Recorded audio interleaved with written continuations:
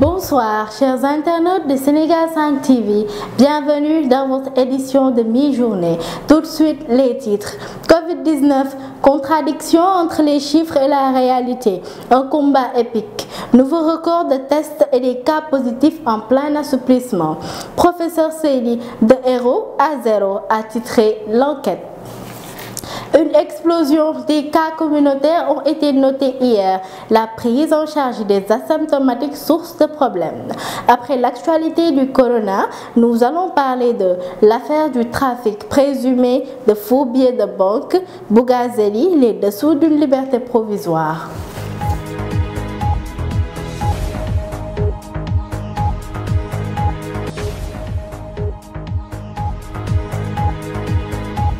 Après l'annonce des titres, tout de suite le développement.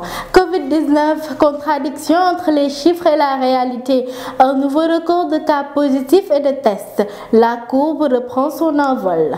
En testant 1700 personnes, les autorités se sont retrouvées avec 134 cas positifs, qui semblent montrer la fragilité de la situation. Avec 30 cas communautaires, le combat est loin d'être gagné.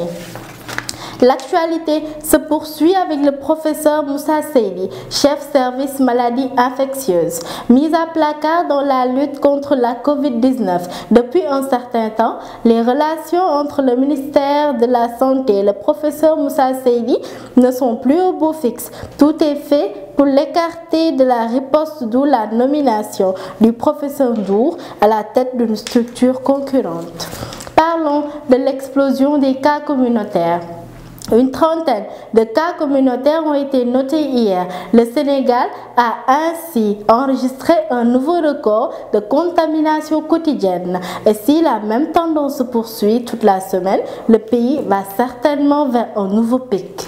Venons-en à la prise en charge des asymptomatiques. Un cas pour le corps médical. Il est noté un déni de la maladie chez certains patients. Le médecin lieutenant-colonel Mamoudja affirme que certains ont même posté des vidéos dans les réseaux sociaux pour prouver qu'ils ne sont pas du tout malades. L'actualité corona est bouclée. Parlons de l'affaire du trafic présumé de faux billets de banque contre Bougazeli.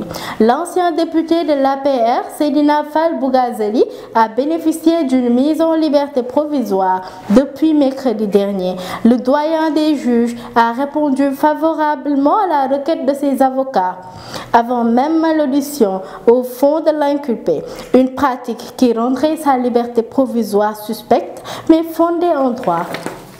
Parlons de la presse.